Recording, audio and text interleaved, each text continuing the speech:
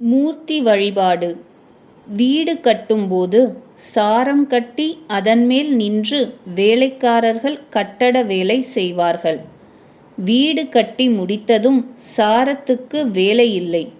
நல்ல ஞானமடைந்தவர்களுக்கு கோயிலும் குளமும் வேண்டியதில்லை.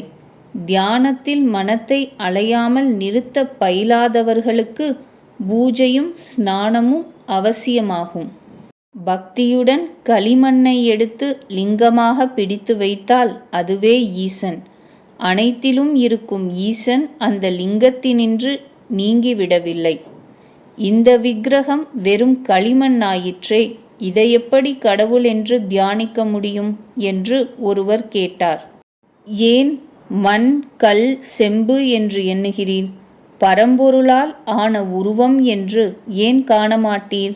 அனைத்திலும் கடவுள் இருக்க, அனைத்தும் பரம்பொருளாகவே இருக்க, ஏன் இந்த மூர்த்தியும் அந்த பரம்பொருளை உபாசிக்க உதவாது? மண்ணும் பரம்பொருளே, செம்பும் பரம்பொருளே. பரம்பொருள் அன்றி ஒரு பொருளும் இல்லை. ஒரு சிறு நீர்த்துளியும் பராசக்தியின் உருவமே. குடிக்கும் நீர் பராசக்தியே.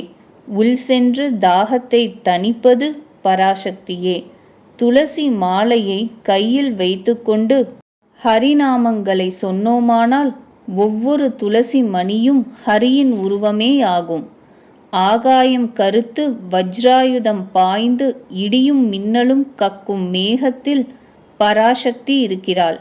அந்த மேகம் மலைமேல் மழையாய் பெய்து கம்பீரமான நதியாக ஓடும்போது அதிலும் பராசக்தி இருக்கிறாள். ஆற்றங்கரையில் பக்தன் சந்தியா காலத்தில் ஜலமே, உன் ஆனந்தம் என்னுள் மகிழ்ச்சியை உண்டாக்குக. உன் சக்தி எனக்குள் பாய்ந்து என்னை பலவானாக்குக. ஜலமே, என் கண்கள் விசால பார்வை பெறச் செய்வாயாக. தாய் தன் அருமை குழந்தையை ஆர்வம் கொண்டு போஷிப்பது போல ஜலமே, உன் மங்கள சுவையும் சத்தும் என்னை போஷிக்கும்படி அருள்வாயாக. ஜலமே, எதையும் துப்புரவாக்கிவிட்டு நீ உலர்ந்து மறைந்து போகிறாய். அந்த குணத்தை எனக்கும் தந்து என்னையும் துப்புரவாக்குவாயாக.